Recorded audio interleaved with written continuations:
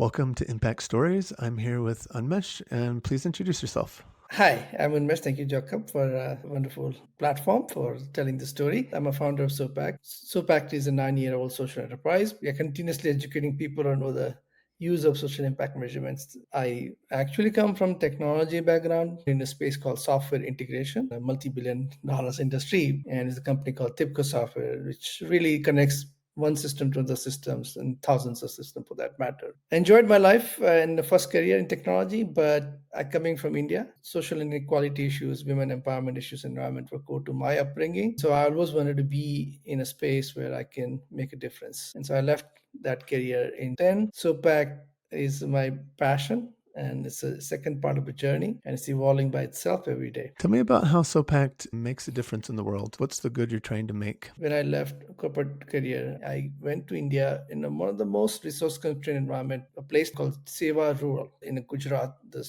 state that I come from. And they have been an amazing organization focusing on healthcare for tribal area. So you can imagine type of resource challenges from data to water to road, all of them. One thing that really struck me was they had a Dr. Shea from JNU, John Hopkins. And one of the projects he was working on, which is connecting the health workers, which is the ASHA workers. One of the challenge was mother and child mortality issues.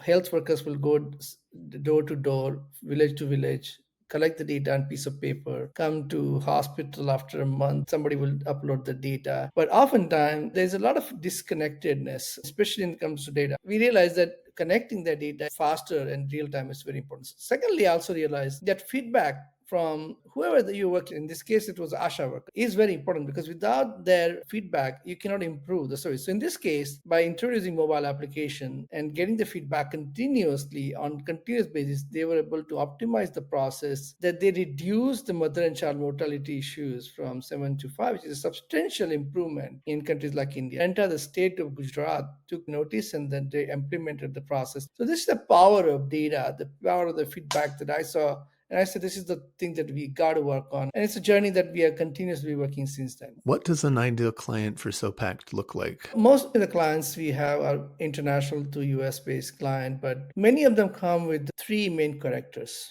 One is that they have data sitting in many different systems, many maybe CRM systems, learning management systems, or even some of the transcripts on structured and unstructured data. The second characteristic is that those data obviously tend to be a bit more on operational side of it. So if it's a learning management system, it's how much time people have been spending in a classroom and how many classes they pass and training.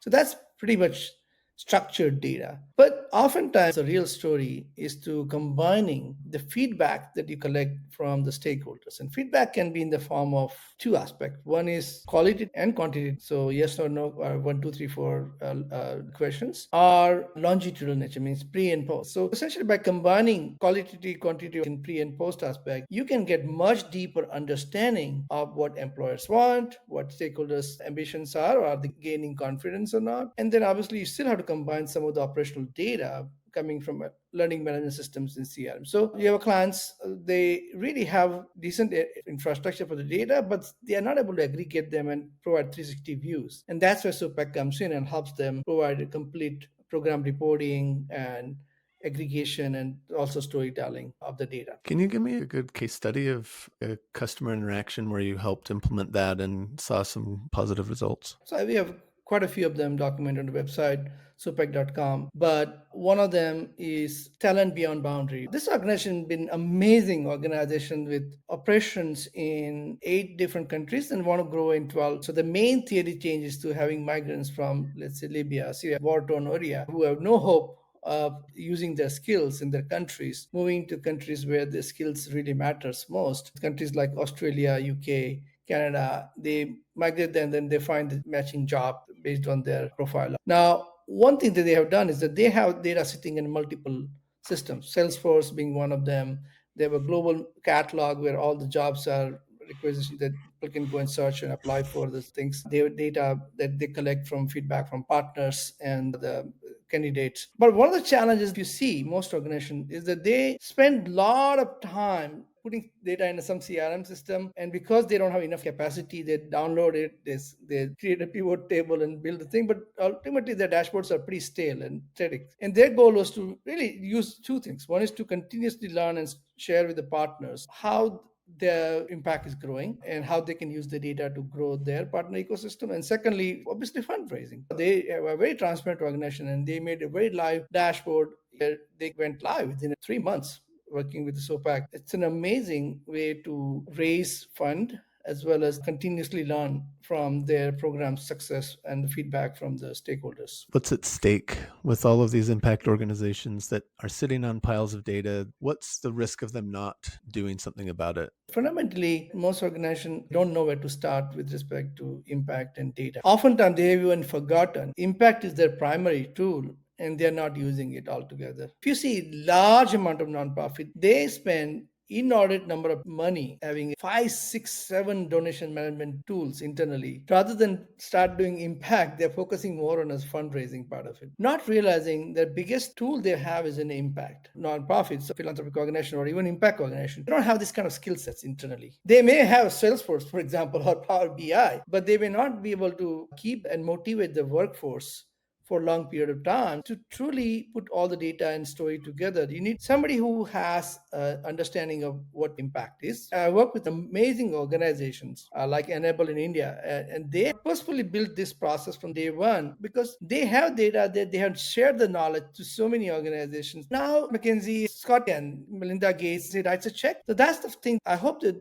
the culture of the nonprofit changes where they see impact and data as a goal, but for some reason nonprofit sectors simply just don't invest enough properly, and that's why they're not moving fast enough. What are the most common mistakes you tend to see impact organizations making when it comes to their data? They make it more complicated than necessary. Somehow there's a tendency to be over reliance on some of the consultants in the space, that consultants who generally don't have a whole lot of deeper knowledge in data and technology per se. They may be able to articulate your theory of change, but they won't be able to tell where the data is going to come from and how to aggregate all together. So they need to start relying on the people who really has a good data affinity. Work with partners like Sopact, who has deeper knowledge and success footprint, who can really manage the whole services for them. Until they start growing, they should start building their own capacity as well. What happens is that they end up getting fund grant for one. After 6 months, they come and say, okay, now what data I need to do that? So by survey, and everything is in a piecemeal basis, and as a result they're not able to put all the dots together. And if you talk to the same organization 6 years after, even if they're well-funded organization, they are still struggling in the same place they were 6 years ago, partly because you need a visionary who can at least execute this aspect. You have to find the right partners to essentially grow this right footprint. If they do that, it's quite easier than most people think it is, but people really make it more complicated. How does Sopac stand out from the crowd? What is it about Sopac that your customers have chosen you over the sea of options that are out there? It's a combination of technology platform and advisor. We realize that software is a brainchild, but we also realize that advisory is even more important in this space. We treat every organization as unique. We don't believe that the cookie cutter approach works in the area of the impact. So it's really a partnership based approach where we continuously grow week by week basis. It's continuously an iterative process. We realize that most people from investor centric, their job was to raise more funds and new capital. And so they were not interested in creating real impact. They were interested in just getting the metrics out of the organizations. But the organization may not even have their data that matches that particular metrics altogether. So oftentimes what we see is the many organizations that work with SOPAC are coming from skill development organizations. Our advice is ultimately keep it simple, do in such a way that's your impact than any other. Like it or not, every philanthropic organization, let's say I'm working on STEM organizations in Los Angeles, there are 10 other organizations doing exactly the same thing. So how are you differentiating yourself? Are you differentiating based on how many people are you graduated, how many people got grade A, or how many young and Latino women who did not have potential interest in STEM got a lot of confidence and found the job? To me, that's what every organization should be doing, is to find the right storytelling based on the right outcome that matters most to them, and let's tell the story based on that. And to tell the story, it's not just telling the story, but actually back up by the data, by collecting right data. Not collecting lots of data, collect the right data and effective data. Typically, we call a mixed model approach where qualitative and quantitative data. There's still a very small percentage of people who are doing this. There's a long way to go. We are just scratching the surface. What are you most looking for right now? We're looking to partner with any skill building organizations who believe that telling impact and story is critical, and we are the best partner for that because we understand impact very well. Skill development requires you to learn the data in a more unique, which can help tell the story. So come join us, whether you have a learning management system, coaching system, CRM, come talk to us and we'll really sit down together and come up with the solution that can really be complementary to whatever data systems that you may have. If someone was just interested in learning how to better manage their data or measure the right things, are there resources you could point them to? Absolutely. So Sopac is one of the thought leader in the space. If you go to sopac.com website or even YouTube channel, we have more than 10,000 subscribers. You will find days and days worth of learning in Sopac YouTube channel. You will find amazing insights and some of the guides like actionable impact management on a website. So there's a lot of content out there. It all depends on what you're looking for. And also university.sopac.com is also another good resource. What hope can you give to somebody who's maybe feeling overwhelmed about this? I'm glad you asked that question because we believe that people make it more complicated than necessary. What is important to understand what your core differentiation matrix is and come and talk to us. Ultimately, it all boils down to asking very good, effective questions. We are in the age of AI, so you can learn a lot more just by simply asking a few more questions. You'll be amazed how a platform like Sopact can be quite affordable as well as really give you more insights out in a much powerful way. I would say it's one of the biggest failure that I see in the sector is that people go and spend so much time building frameworks which are not practical enough. So stop doing those framework building business and focus on the right type of data collection process and analysis tool that can give you faster and continuous insights altogether. Well, thank you, Unmesh, for sharing your perspective and your insights, and wish you all the success with helping to bring more simplicity to the data so that it can be more actionable and we can actually drive more impact in the world because of it. Thank you so much, Jacob, for your time. And again, we are all learning a journey from each other, so we'll be in touch. Awesome. Thank you so much.